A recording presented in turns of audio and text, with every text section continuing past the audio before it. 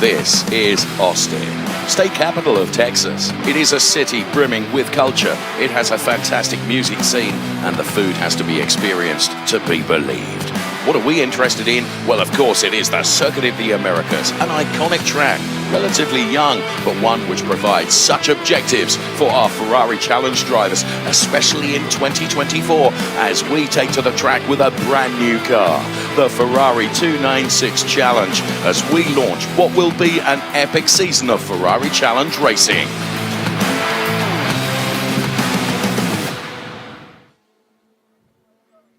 Wow. It seems to have been a long time waiting, but here we are, COTA, Circuit of the Americas, and it is season 2024 Ferrari Challenge North America. You can see the observation tower on the right-hand side of your screen. What an extraordinary circuit this is, and I have to be honest with you, I've not been brave enough to climb to the very top of that observation tower.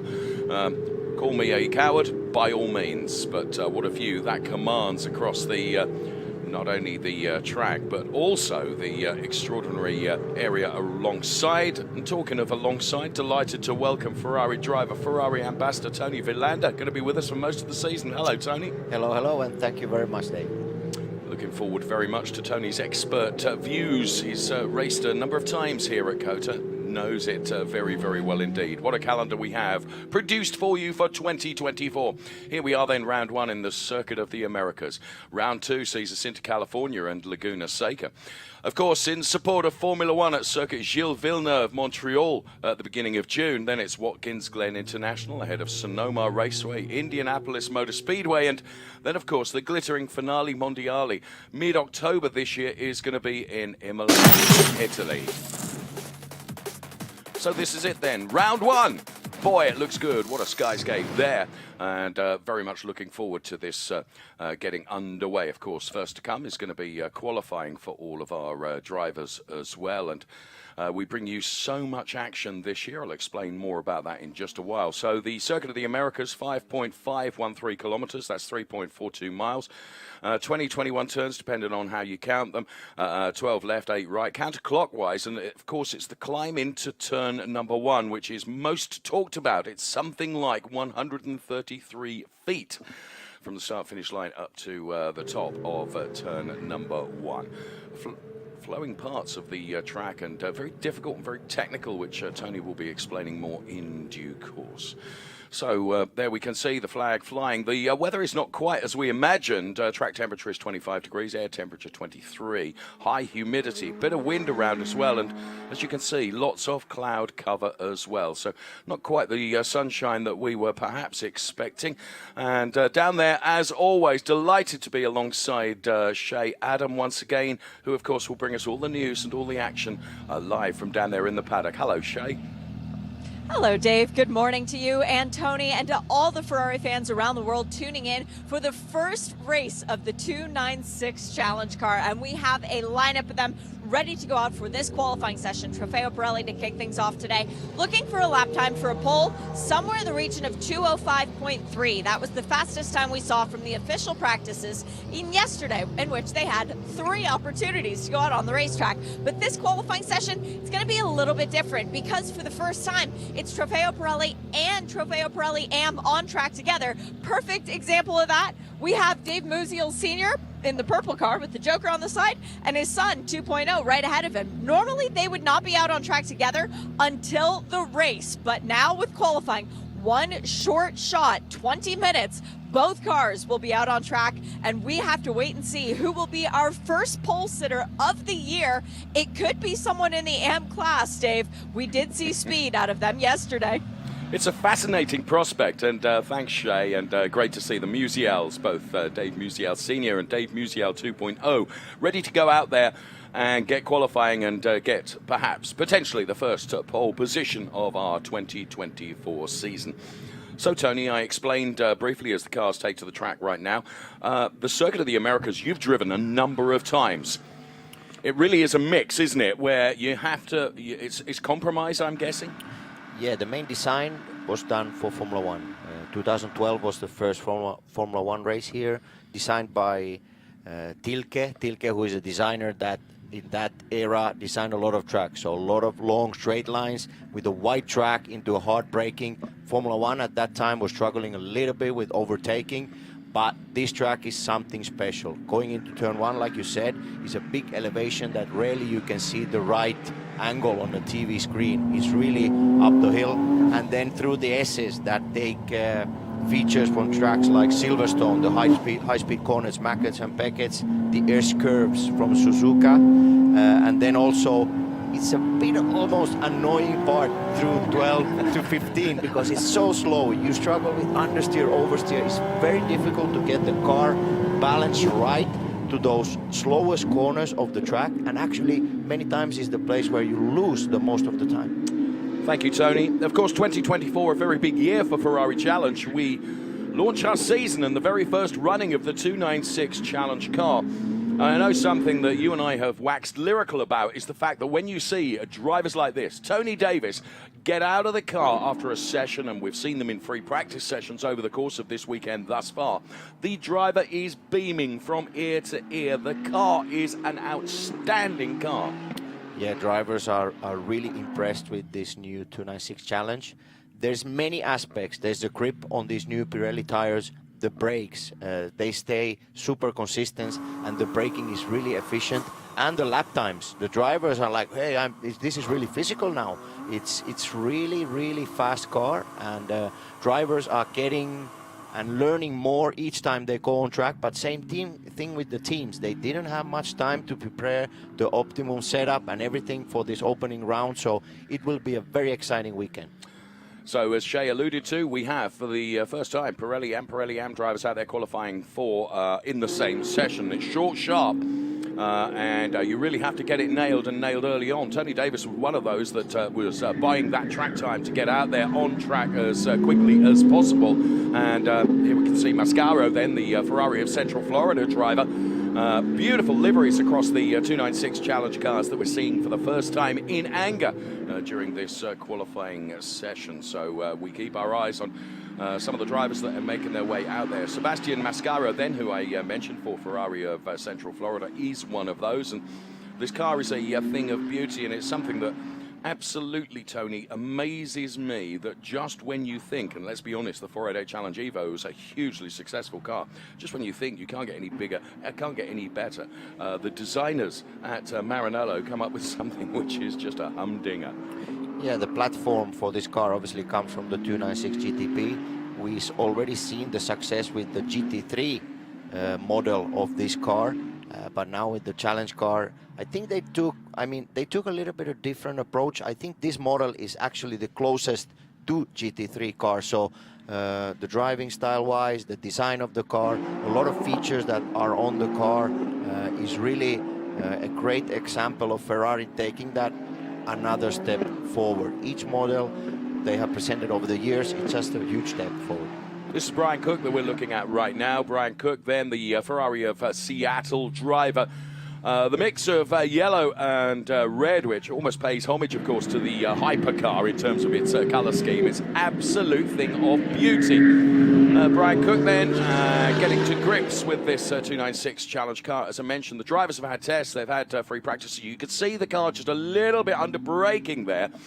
Through the final turn, and then heading up to the turn number 1, as we mentioned, that climb that perhaps is not as evident necessarily on TV as it is when you're trying to walk up it, as indeed I have done. Tony Davis has given us our first benchmark time, but don't read too much into that. 2:11.431. We're expecting the times to come tumbling down, and there a little bit of a lock-up for and from Tony Davis as he heads into turn number 1. Turn number 1 for me, Tony, I'm not a racing driver, you are. Seems to me to try and get turn number 1 correct. Of course, in a race environment, when you've got cars either side of you, it's more difficult than when you're qualifying, and theoretically, you can take whichever line that you would like. Is there an optimal line through there? There's many different lines, but I would say on the fast lap, all these hard braking areas is almost better to overshoot the corner just a little bit than arrive short in your braking, and that upsets more the moment of acceleration, rotation of the car. So the kiss to the apex is less important than late braking, rotation, and full power at the exit of the corner. And the exit is critical, like here, coming now out of turn 11. The straight line is so long, so few meters, few feet earlier on throttle, and you have lap time going through the whole straight line. It's wonderful to watch the images then of Jason McCarthy as we ride on board with him right now. He is the quickest out there with a 2:05.831, Jason McCarthy. And we're running the clock on him as well, as you can see. His first in Trofeo Pirelli at the moment in this qualifying session. Now, as I mentioned, it is a short, sharp qualifying session.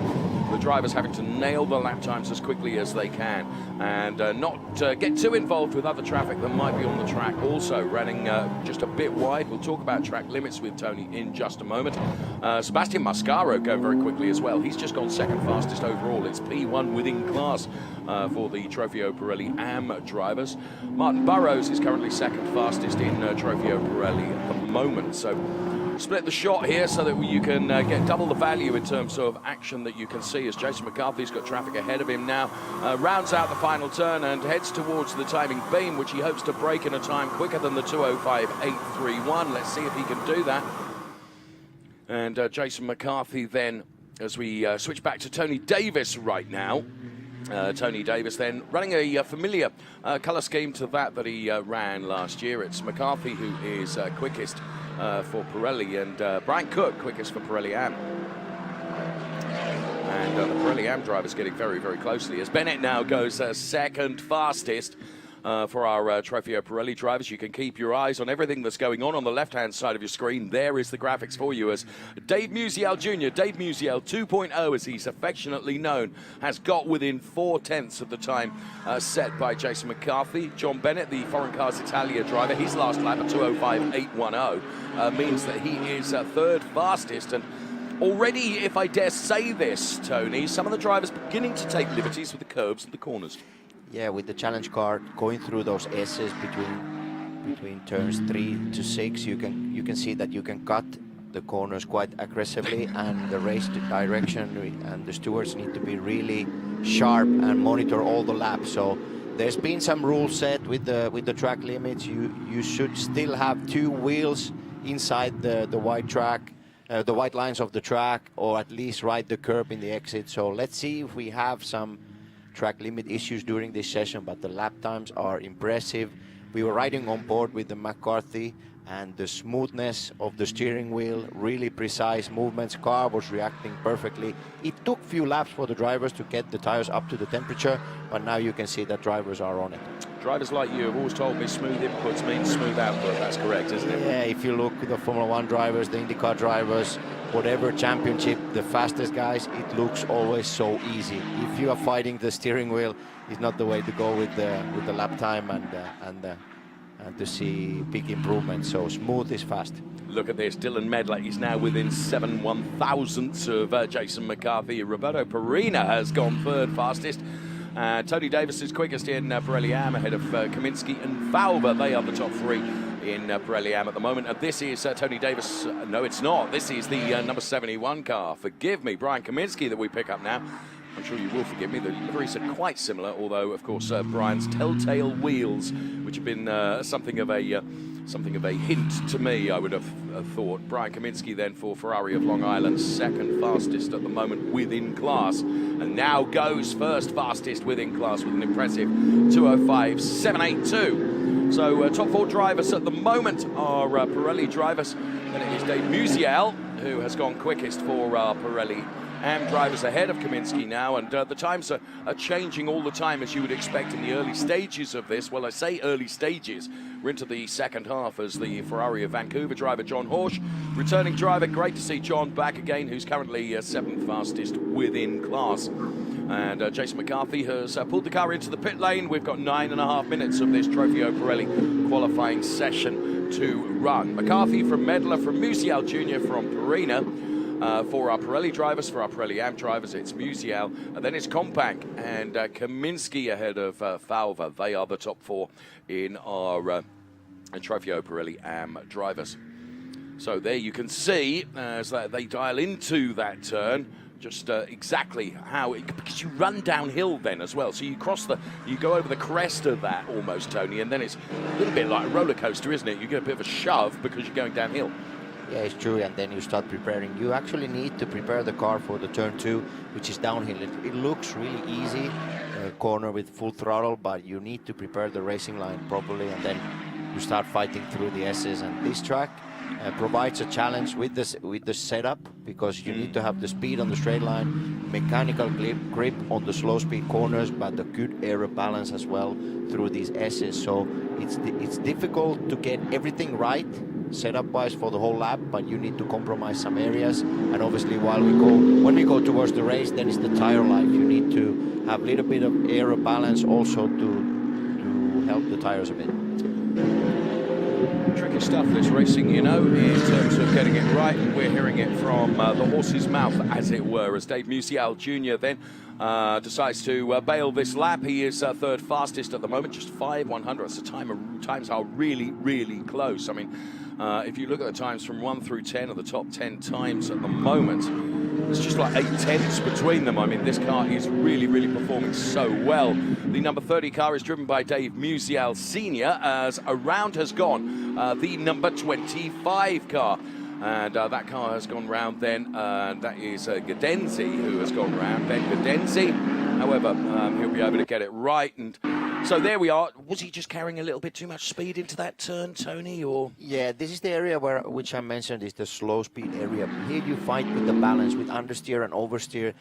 How decisive are you with the throttle? And I think here he just decided to go full throttle, and the car just over-rotated and he couldn't catch it. So slow speed, if you want to spin the car, the slow speed is the place to do it. Of course. And I think he continues safely. 7 minutes remaining in our qualifying session. I remind you that we have both our Trofeo Pirelli and Trofeo Pirelli Am drivers out there contesting this qualifying session in one bunch, as it were. It's Jason McCarthy, who is top of the table at the moment for Trofeo Pirelli. For Trofeo Pirelli Am, it is Compank. This is Frank Chang for Ferrari of Seattle, who in Pirelli Am drives the number 99 car. Beautiful looking 296 challenge car. Currently 13th in the qualifying session thus far, with 6.5 minutes remaining around this 5.5 kilometer circuit of the Americas track. Oh, just the sound of these cars. And of course, Tony, something I haven't mentioned yet, of course, is 6 cylinders. Yeah, something new. This is the first model in Challenge that we have a V6. The road version has hybrid, it has batteries, it has the hybrid technology. This race car doesn't have it, but on the other hand, there were changes done to the engine, the turbo, and the way how to deliver the horsepower, and the car actually has almost 40 horsepower more than the street car, and these cars are very powerful. 700 horsepower is the numbers that I was dreaming with the GTLM, GT2, and even GT3 cars. So we were less than 600, so these cars are super fast.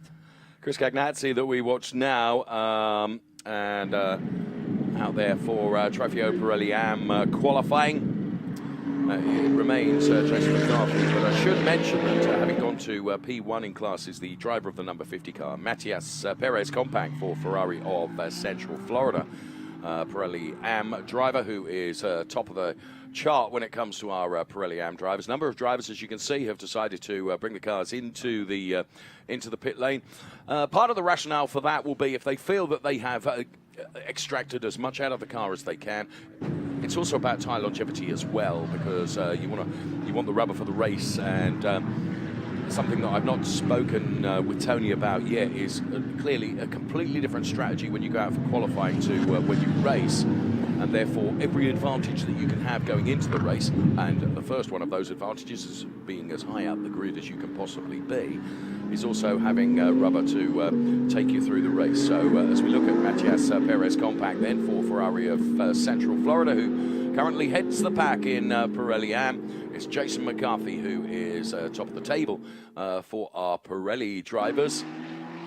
Yeah, it's exciting times with the Perez Compact family. I raced with Father Luis many times, many years, and now it's actually the first race for his son. Coming from karting, he has experience, but he said it's incredible how his son, Matthias, got in touch with this car and straight away felt really, really comfortable. He's done some testing before, also in this track, but the whole weekend coming to this qualifying, he's been really, really fast, and it's impressive to see. I know the father from racing, and he's actually more nervous now when his own son is on track. Oh, really? Yes. I can imagine that. So, yeah, they often say that you need to be as one with your machinery as well. And I have to say, it looks like he and the car have molded together perfectly thus far. Yeah, he has a great team behind, obviously, but the driver needs to do his job, and then his experienced driver, Oz Negri, who is coaching him with his knowledge and fine-tuning those details. So, but in the end, it's the driver who is on track. He needs to deliver when it's the right time, but he has a great team. Forgive me interrupting you, but he has just gone P1 with a 2:04.748. The first driver to give us a sub 2:05 time. That's impressive stuff. And he was the driver who, let's say, almost waited a bit longer, was 2 laps maybe out of sequence later than the other drivers, and he kept on going. Once he'd done his fastest lap time, he still wanted to improve, and that was a great statement. But I don't know if the lap time was deleted. At least it doesn't show on our screen. I think you're right. So it has dropped down on our timing order, and also on the left-hand side, the graphics that you can see. And that is what you were saying earlier on, Tony, about track limits. You know, if you take liberties, they're going to wrap you across the knuckles. Yeah, this track is designed for all sorts of motorsport, motorbikes included. It's very flat. It has a lot of surfaced runoff areas, and it takes the drivers with the cars like challenge to really go on the limit, and you still know that almost nothing is going to happen. So there are a few places where you can gain a lot of lap time by going off track, by abusing the track limits. So each championship has its specific rules, and here the drivers need to be really careful, because great effort. Drivers always feel that I didn't cut, I didn't improve, I didn't win anything going on track, and then they feel almost like victims because the lap time was taken off. But it's a fine line of beautiful lap that takes you on pole, and then on the other hand something is deleted and you feel really bad. Running P5 in Pirelli AM at the moment is the Continental Autosports driver Tony Davis, who we ride on board with now, loving these onboard shots then from inside the 296 Challenge car. You can see the big screen in the middle of the dashboard that the drivers have. That's because of a safety bulkhead in the car. No rearview mirror inside the car. Tony has just bailed this, as you can see. Is he going to go again? There's 1 minute 15 remaining on the clock. Currently, it is Jason McCarthy from Dylan Medler, who I've not big Dylan up enough. The very, very tall Dylan Medler from the collection, who is second fastest. And merely 7 1,000ths behind Jason McCarthy. Then it's Dave Musial Jr., who's completing the top 3 for our Pirelli drivers. For the AM drivers, it is Compact ahead of Dave Musial Sr. and Brian Cook, affectionately known as the Cookie Monster, who's running P3 in Pirelli AM at the moment. We watched the number 19 car of Christopher Cagnazzi, then the Ferrari of Long Island driver. who will be hoping to improve from his P18 position overall at the moment. P18 relates to or converts to P9 within his Trofeo Pirelli AM class, and a number of drivers have brought the cars back into the paddock, and with but 20 seconds remaining in this qualifying session, the number 22 car we can see there of Podolicchio, Enzo Podolicchio, then for Ferrari of Central Florida, making way for a faster driver approaching from the back, and great awareness of who else is out on the track as well. It's Chang that we're watching in the number 99 car. So Frank Chang for Ferrari of Seattle, currently 13th within class, so hoping to improve as well, but he's not going to do so because the checkered flag is out. Now, anyone that is on a lap and crossed the timing line before the checkered flag came out, of course, they can continue with the lap, but I'm not seeing anyone that is making any massive improvements. So I think we have got our pole sitters within each class, them being Jason McCarthy for Trofeo Pirelli, and then for the Trofeo Pirelli AM drivers, Matias Perez Compang. They are P1 in each of the categories. The mix of Pirelli and Pirelli AM drivers out there in the 296 Challenge car, qualifying in anger for the first time of asking around this circuit of the Americas. So there are still some drivers who are going for it, as you can see, before the close of this session, and one of those drivers is Michael Mathis, that we can see there, the Pirelli AM driver, who's hoping to be able to improve from his P20 place overall. Quite a long lap here at the Circuit of the Americas, the COTA circuit. And there, the all blue and white livery of Michael Mathis, then for Ferrari of Central New Jersey. We're running the clock on to see how he does cumulatively around this lap. Bear in mind, the best time that we've seen has been a 2:05. We did briefly see someone into the 2:04s, but that was given an assist, if you like, by using a little bit more tarmac than they should have done. So it's 2:05s and 2:05.005 that Michael Mathis is targeting. One more turn to do then before the run, and quite a lot of time and quite a lot of tarmac taken through the final turn. A 2:08.159 is an improvement, and Michael Mathis then, I think, is probably the last of the cars that we are going to see across the line. And short, sharp qualifying, and the qualifying will continue for our Copa Shell drivers to come as well. And Jason McCarthy, what a delivery he did, 2:05.005. He is with Shea Adam. And Jason, it's a perfect way to start the year by getting this pole position. It's what everybody driver wants for. But last year, you got a couple of podium finishes here, not that top step. That's what you're aiming for today. How much does it help to start on pole? Oh, it always helps. At this track, it helps a good amount. Yeah, last year I tried left foot braking. I thought I was getting pretty good at it because the year before my right foot was all messed up. And but then this year, I tried right foot braking, and I realized I'm just still better right foot. So I'm back to right foot until that pain comes back. So yeah, worked out. As far as comfort level goes, I mean, you mentioned pain, but this car, is it easier to drive physically than the 488 was? Oh, this car's a lot easier. I won't get the same problem with my right shin that I had 2 years ago, but I am driving the 488, so that still is beating me up. You know, but it's fun. Well, congrats on your first pole of the day and first pole of the weekend. There's still more to come. Thank you. Well done to Jason McCarthy then. And very interesting what you were saying there about left foot braking, right foot braking. Tony, what do you do? Come on, let us into your secrets. No, I always stayed with the right foot braking. Okay. With the endurance racing, it's better for fuel consumption, using of brakes. And this is an interesting point because these cars have different rotation times, different weight. So sometimes with the left foot braking, you intend to overdo it a bit.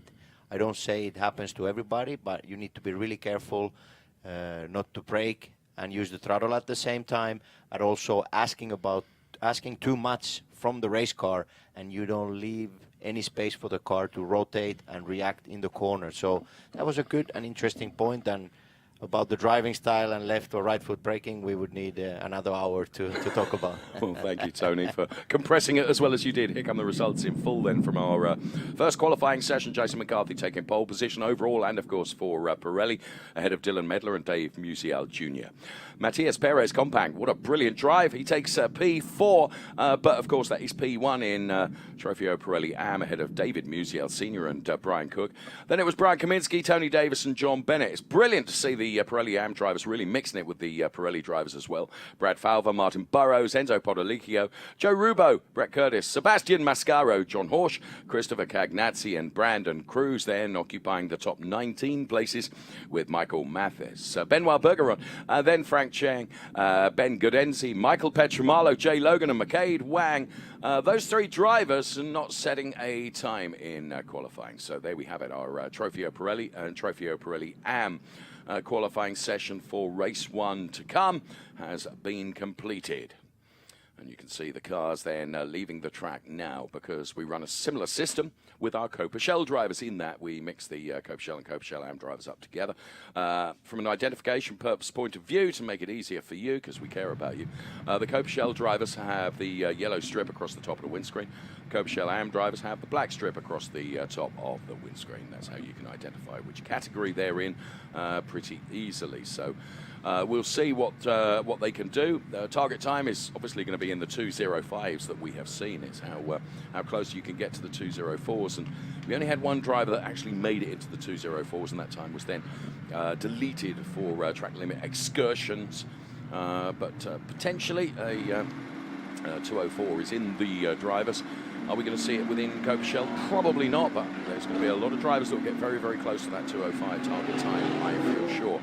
It's very busy, very early on, as every driver then screaming out of the pit lane, wanting to make their mark on this first qualifying session.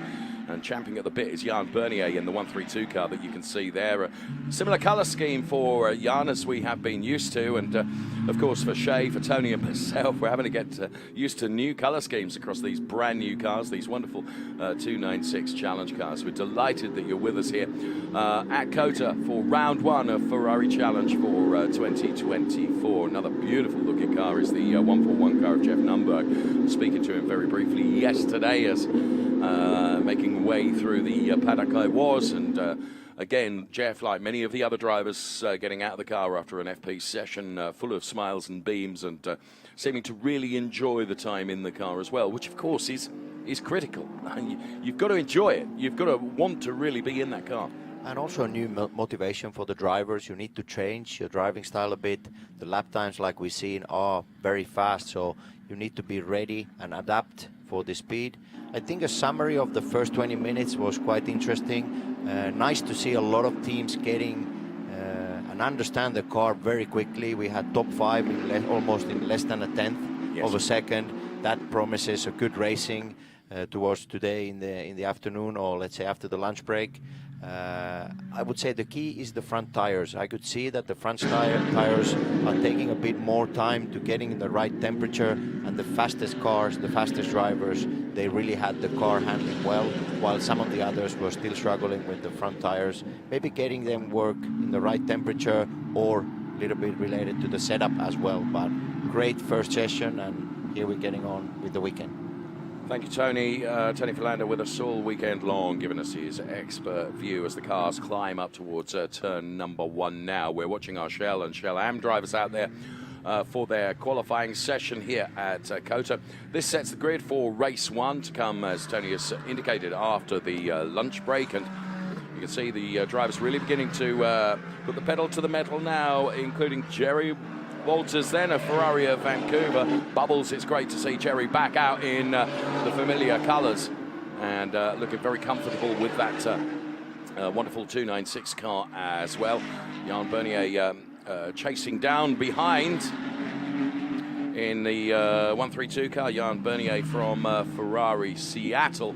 Perhaps trying to find a way by so that he can get up the road. Of course, traffic is always and can be something of an issue for cars during qualifying. The 121 car, which is a beautiful looking car from Roy Carroll, that mix of yellow and purple really works across this 296 challenge car. Roy Carroll driving for Foreign Cars Italia, one of our Shell Am drivers. Reminder to you, the Shell Am drivers have got the black strip across the top of the windscreen, and there you can see him in all his finery with his race suit on in the graphics that we were able to show you at the bottom of the bottom right-hand corner of the screen. So the car looks utterly gorgeous, I have to say.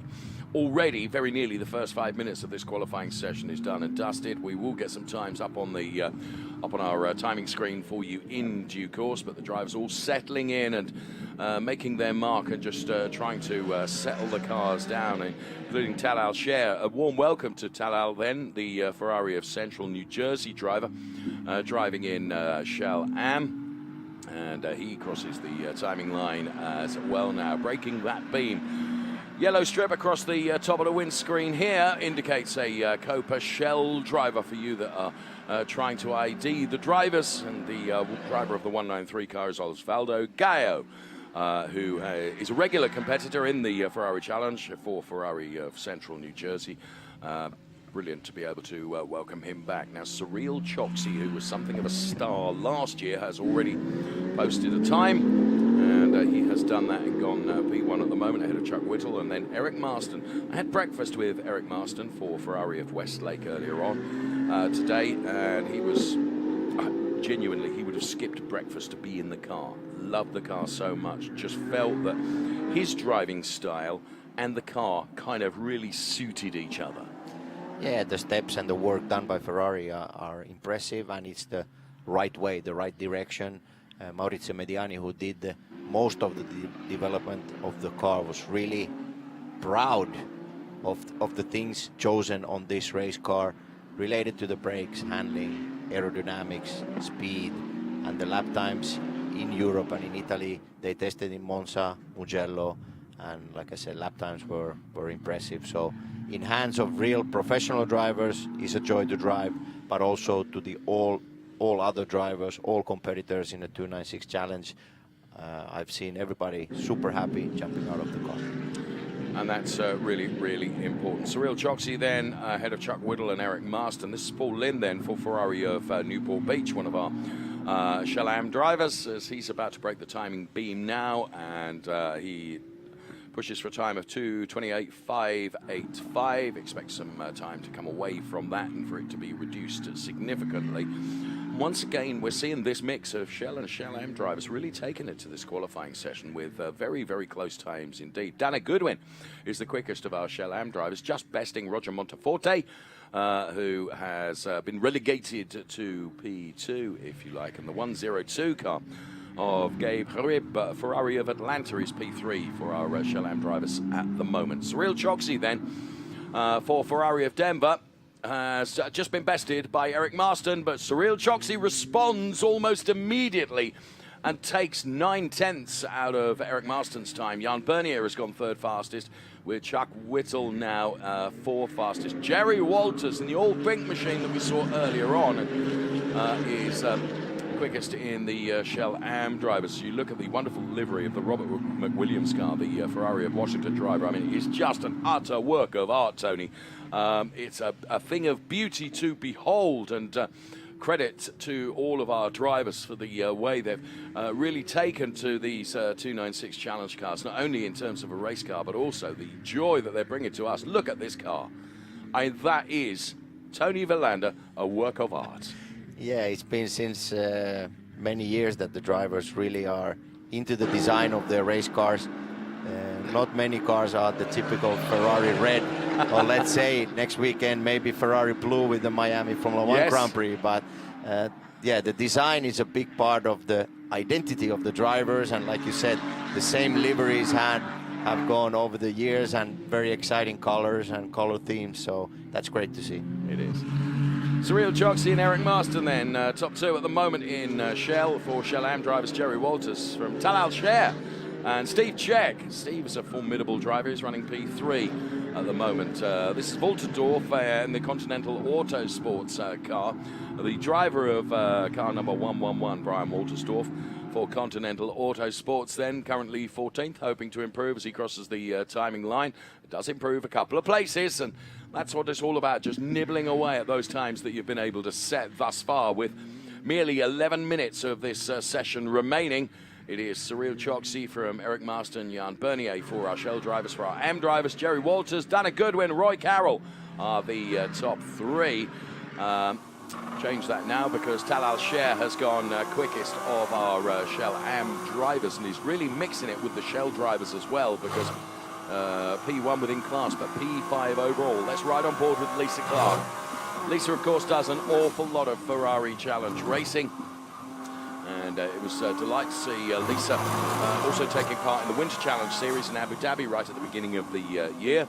And Lisa Clark, of course, taking the championship last year, has been elevated to Shell driver now. And Lisa Clark really, really loving her racing, and I suspect loving this wonderful 296 Challenge car equally so. It's quite a change of colour scheme for Lisa Clark for Ferrari of Beverly Hills.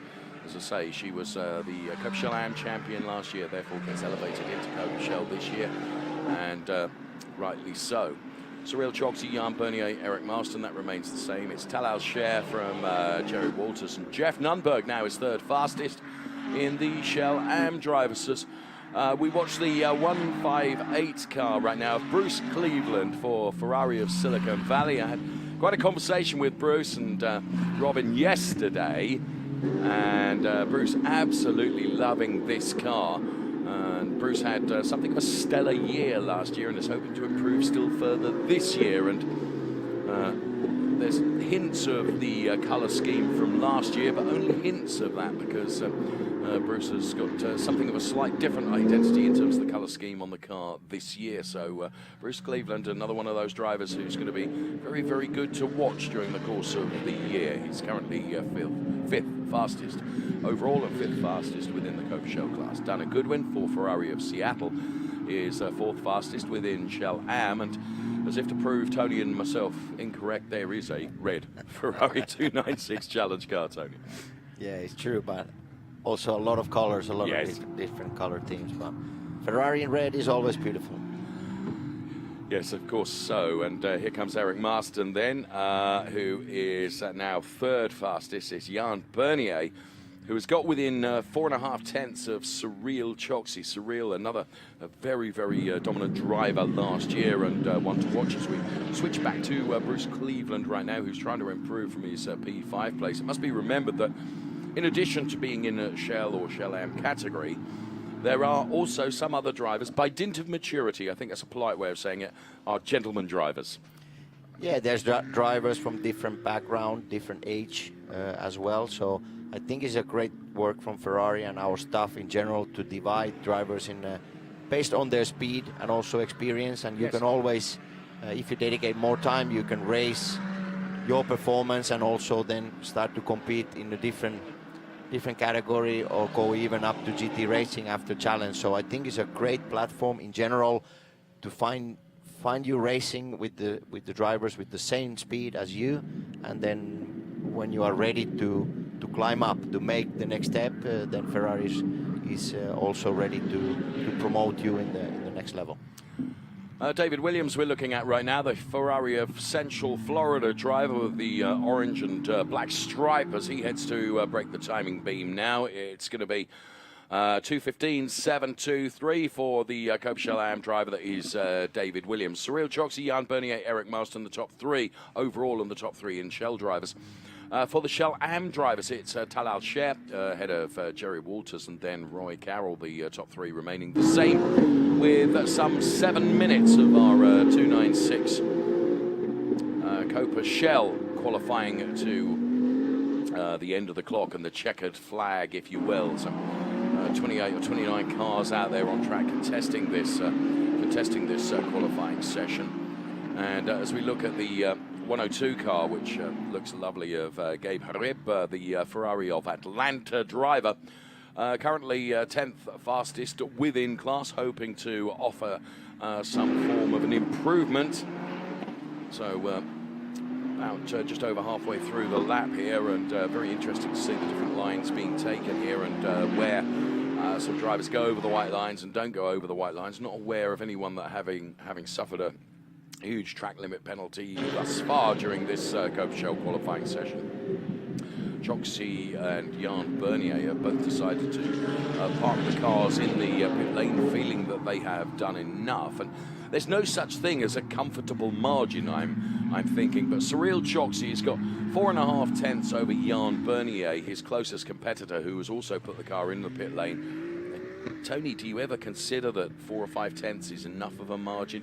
Is there a kind of a figure that you put on it and think, no, we're safe here? Yeah, I think it's a combination. You do understand your own speed. You know how much you can improve. So if a driver feels like this is all I got, that's one confirmation that is maybe time to save a little bit of tires for the race. And then same thing, if you are P2 and you would need to improve half a second and you're not really sure where to improve or what are the places that you can actually go faster, so then you just switch quite quickly the focus towards the race.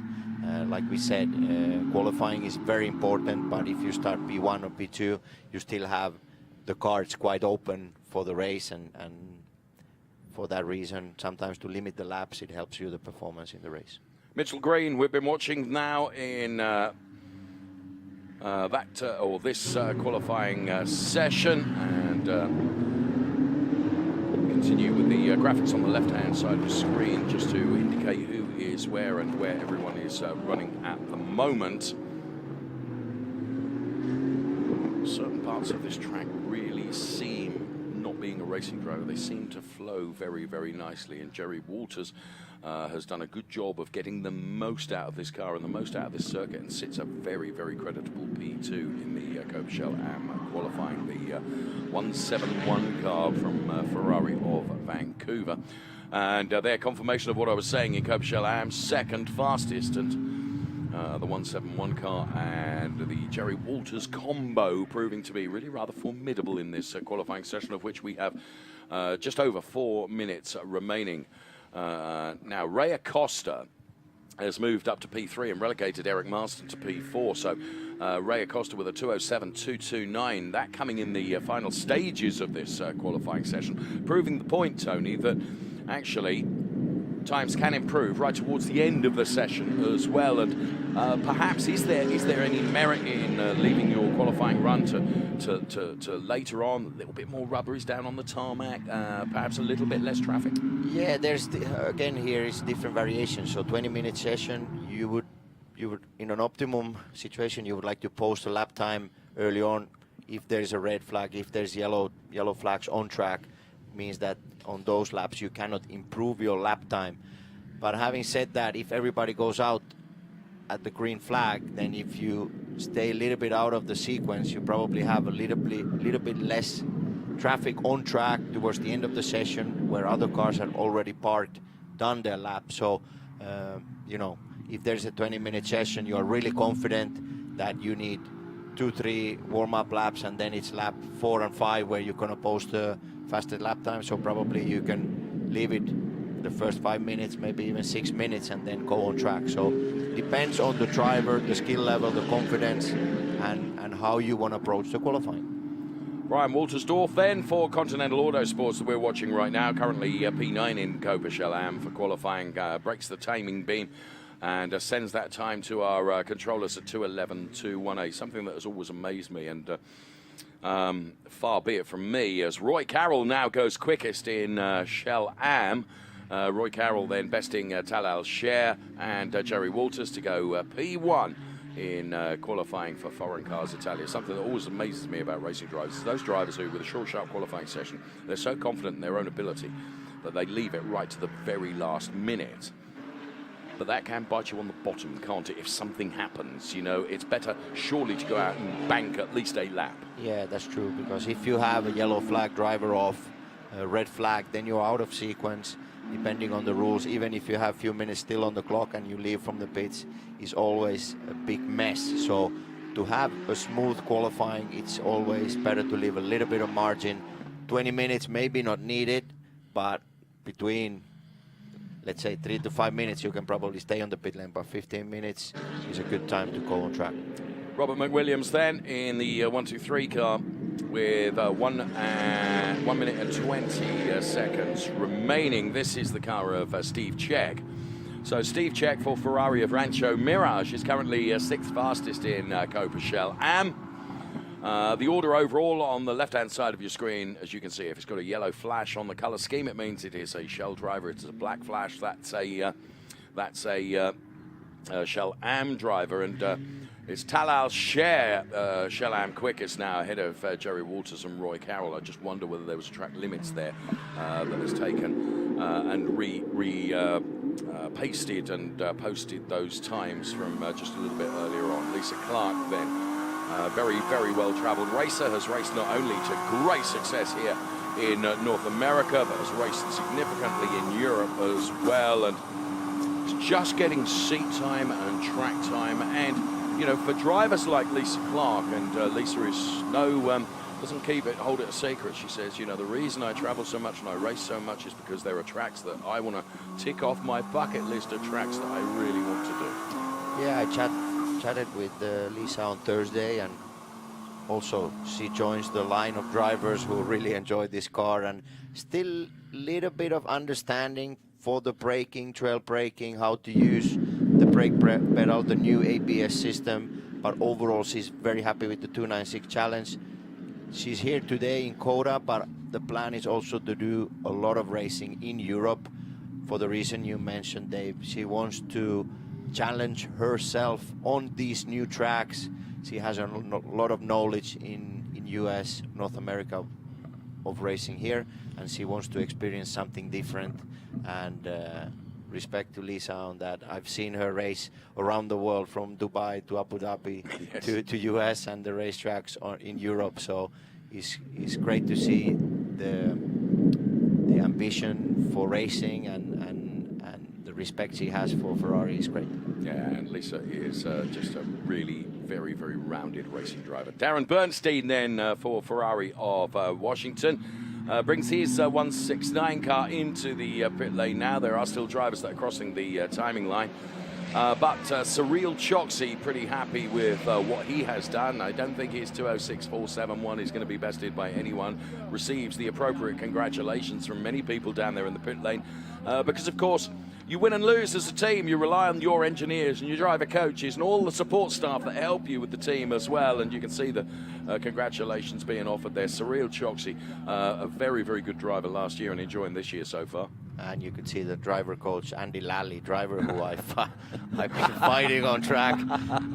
One year it felt like every time I was driving, I was around Andy Lally, and that means that there is signs on the bumper, front and rear. But great effort. But also for the drivers, sometimes you need the right people around you to calm you down, because you want to do more than you actually, because if a driver does faster in practice and then in qualifying suddenly things are not right, then you need the right people to calm the driver down, to keep the right concentration.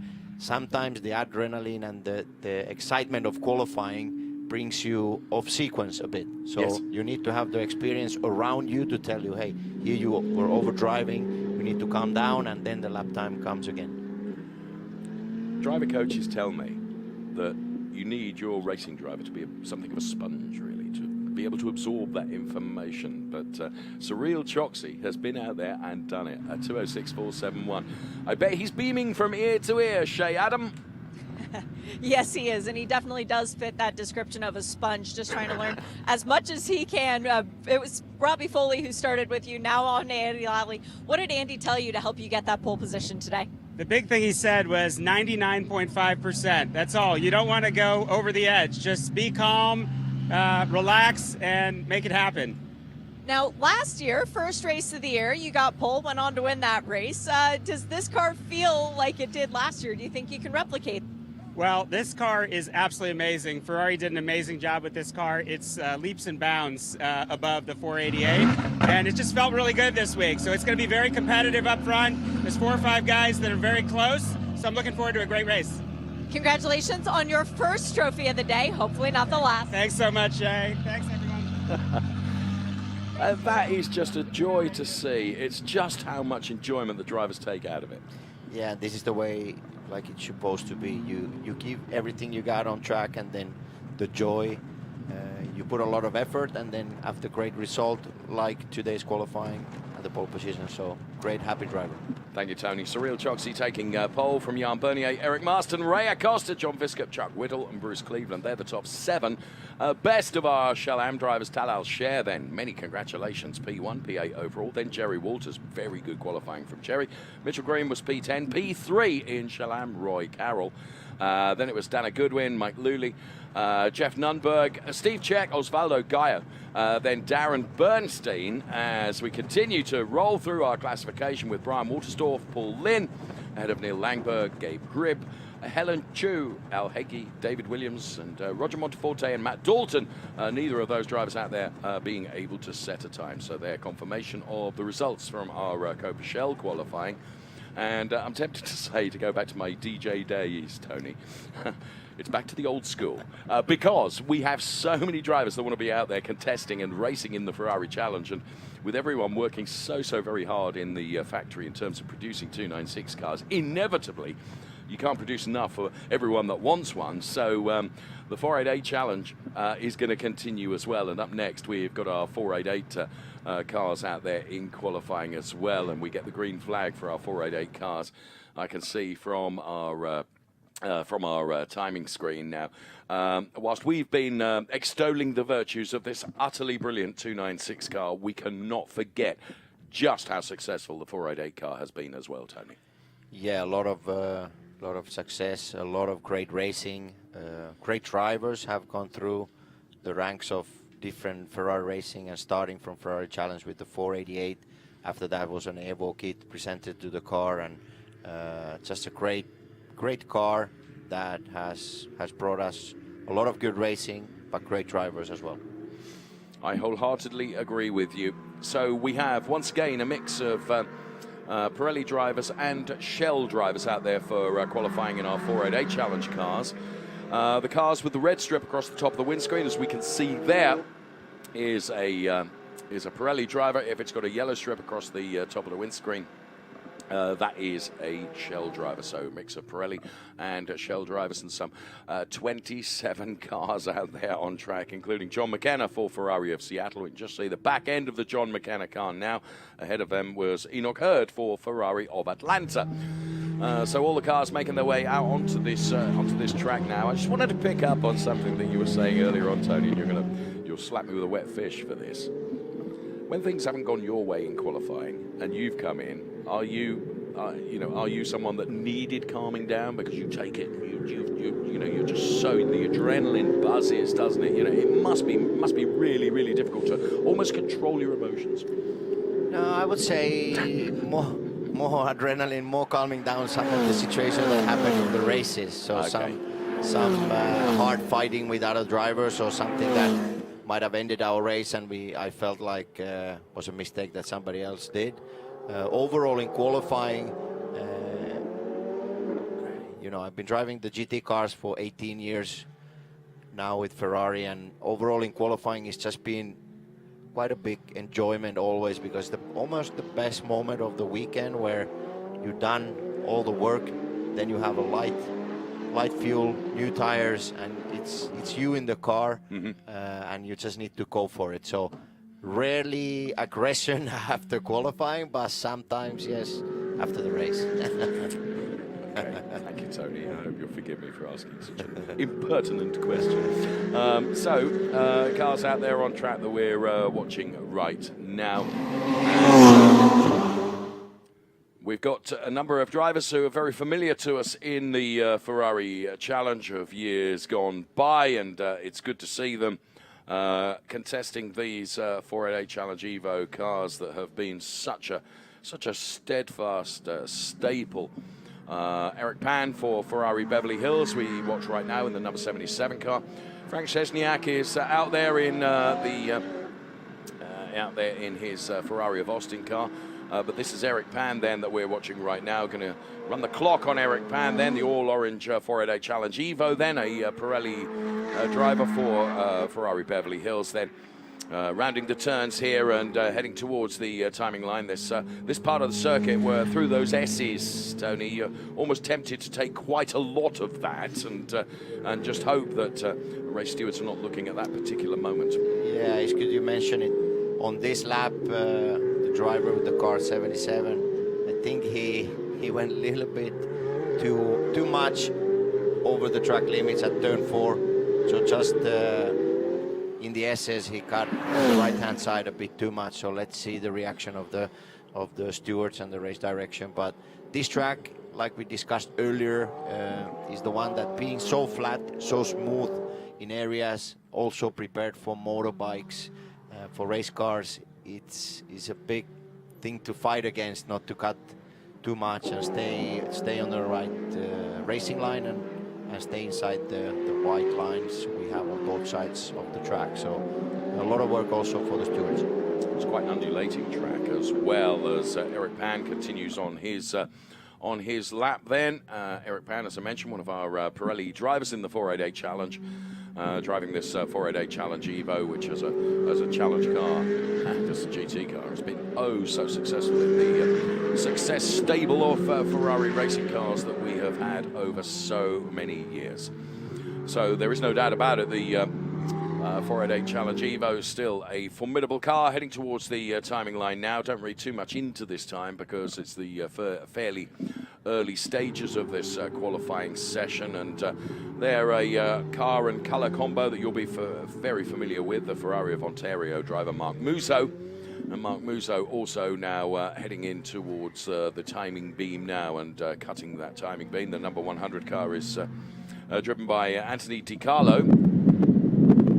So Anthony Di Carlo then, who is driver of that number 100 car, and car number 26 is Massimo Perina, who the Ferrari of Seattle driver is currently the quickest ahead of Omar Balkasoon and Mark Musso.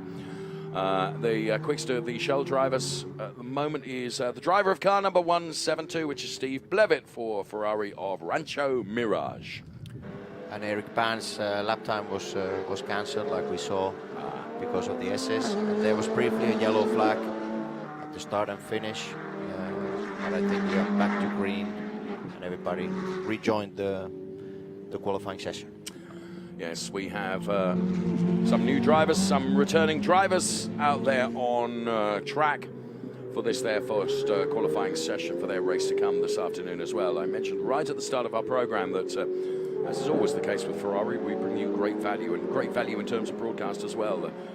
3 races per day rather than 2, which we really, really hope you're going to enjoy during the course of the weekend. So, just want to make mention of the car being driven, the car number 129, which is being driven by Henry Hummel, Ferrari of Lake Forest.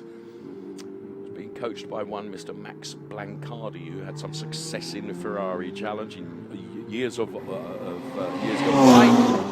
by. And yes, very, very interesting as chatting to various drivers, and something that you alluded to, Tony, is the relationship you have with those people that are in and around you as well is so important. Gregory Hopkins for Foreign Cars Italia. We're watching right now. There is the number 1 car, Frank Szczesniak for Ferrari of Austin. Frank, who had significant success last year in the Ferrari Challenge, running a completely different color scheme this year just to try and confuse me, which is, thanks Frank, grey Falva. We can see in the number 97 car just behind as well. Mix of Pirelli and Shell drivers that we can see out there on track. So Frank Szczesniak currently P6. And P7 is Grey Falva.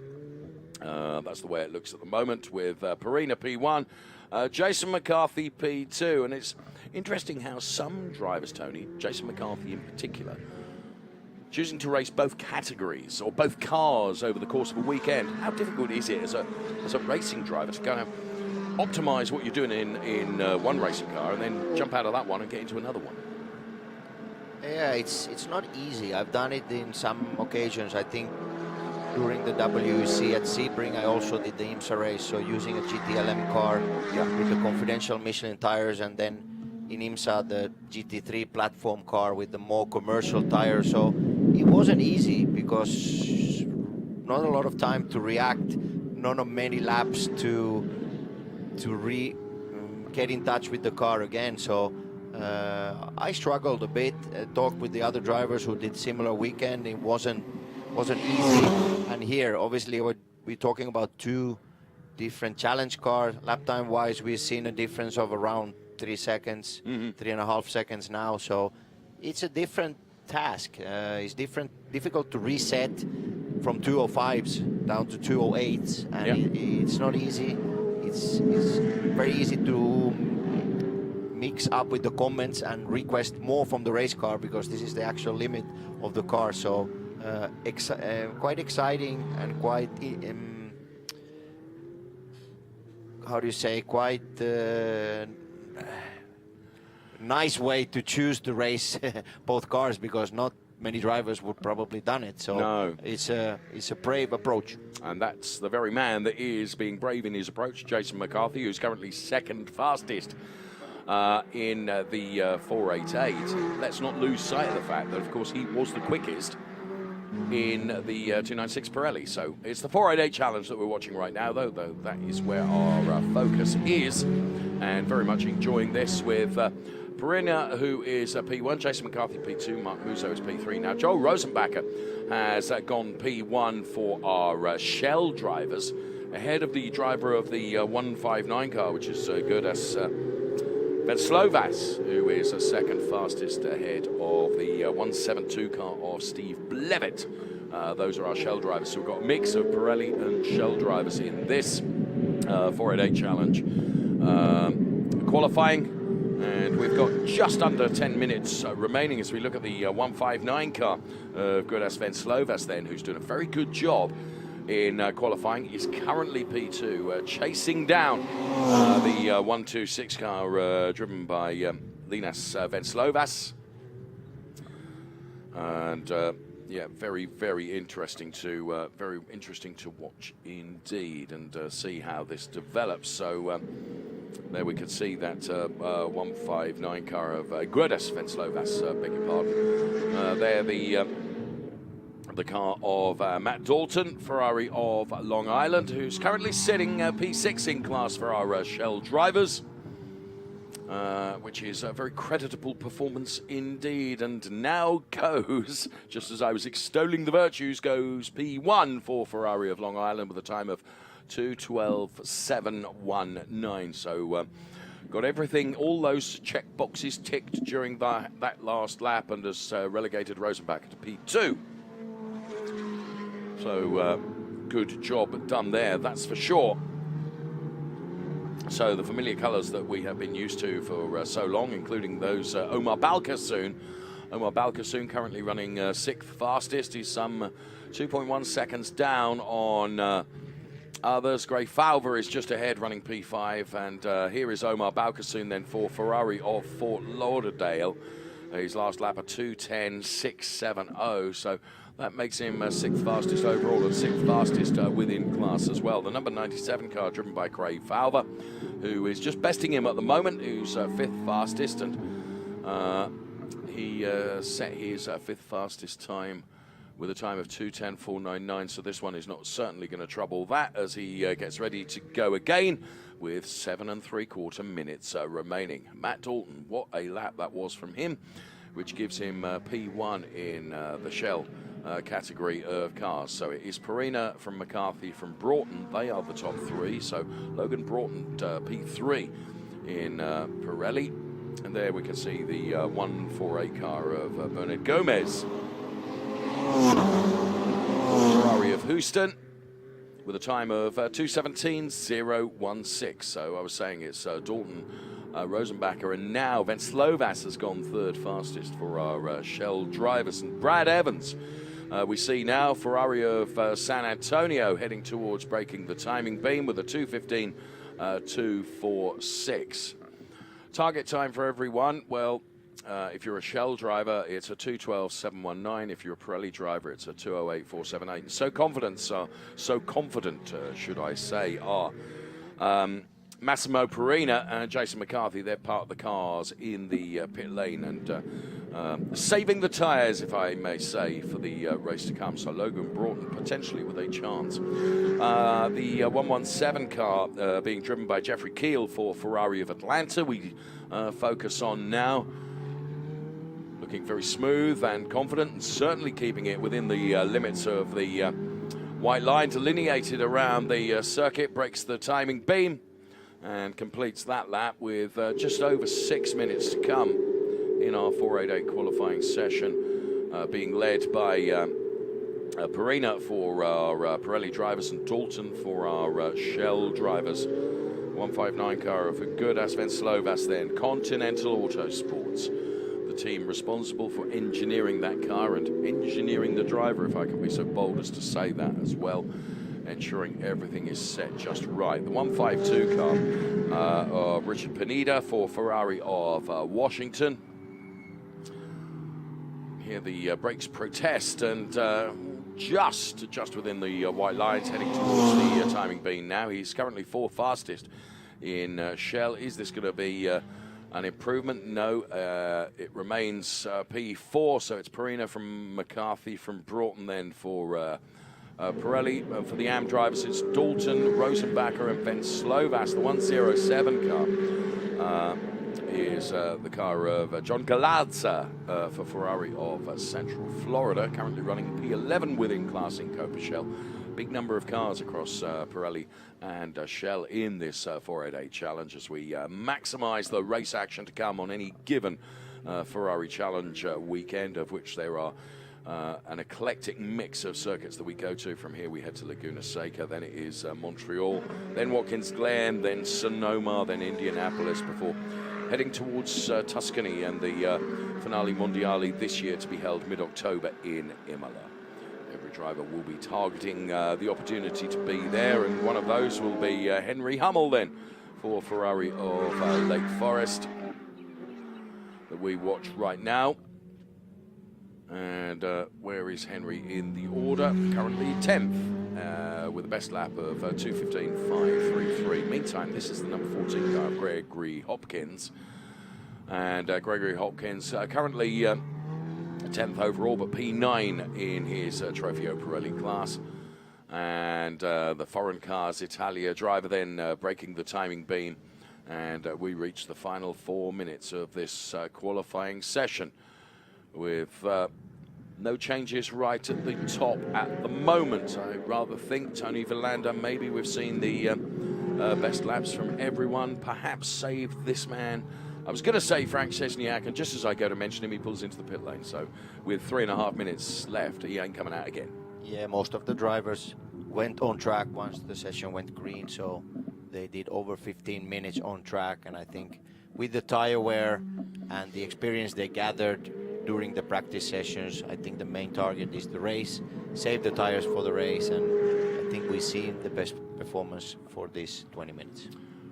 I think you're probably right there. The number 77 car that we were talking about earlier on, Eric Pan, who's one of the very first drivers to show when we got our qualifying session for our 488 cars underway then, and has been out there for pretty much the entirety of the 20-minute session, of which we're into the final 3 minutes now, so good to see. Eric Pan then, the 133 car, the Matt Dalton car. Matt Dalton, of course, P1 in our Shell drivers, has bailed this lap, and there you can see confirmation of Ferrari of Long Island. Matthew Dalton then is P1. This is not a competitive lap for sure. He presumably will feel that he has done enough, having delivered that 2:12.433. Very impressive lap indeed. So you can see just to the right-hand side of your screen here, that observation tower. Someone said to me, are you skiing down the side of that day? Because it kind of looks like one of these ski jumps, Tony, and you're not going to get me up there, let alone coming down the other side of it. I'm pretty sure it's better to use the stairs. Yes, you're right. I think you're right. So Perina, McCarthy, Broughton, Dalton, Venceslovas and Rosenbacher, the top three in each of the categories. We look at the John McKenna car, driving with the 199 number for Ferrari of Seattle, into the final couple of minutes of this qualifying session for Ferrari Challenge, the 488 cars. All the qualifying, of course, going towards setting the grid positions for the drivers when it comes to their race this afternoon, or their respective races this afternoon here on the circuit of the Americas, Austin, Texas. And you may have heard me say right at the beginning of the our broadcast today that Austin is just a wonderful, wonderful city, and yes, is one well worth experiencing should you be paying a visit here to the circuit of the Americas. The 152 car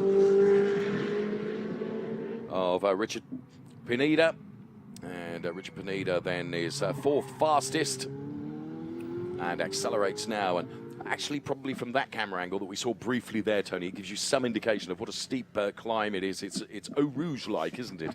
Yeah, first of all, at the end of his lap, the last corner, he lost the car a bit, so he had a little bit of oversteer just before he crossed the timing line.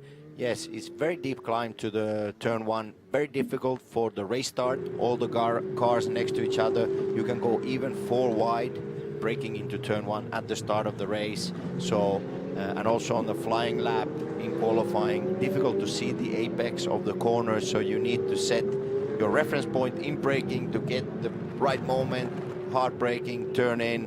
And like I said, it's not really important to be as close as possible to the apex, to the inside curve, but important is a really late braking and good acceleration out of the corner. So the checkered flag has fallen on our qualifying session for our 488 Challenge drivers. 20 minutes of hot rock action from them on track then to give us the best possible time that they could and elevate themselves as high up the order as possible. And Ott is still out there doing it for Ferrari Philadelphia. Currently P8 sees the checkered flag, and the improvement of 2 places coming right at the very end of that qualifying session. Just proving the point that it can still, you know, it's not over until that fat lady has sung. And yeah, still things can happen towards the end of the qualifying session as well. So it's never wise to predict just how it's going to fall until it is all done and dusted, as they say. And there's the 198 car of Hurd.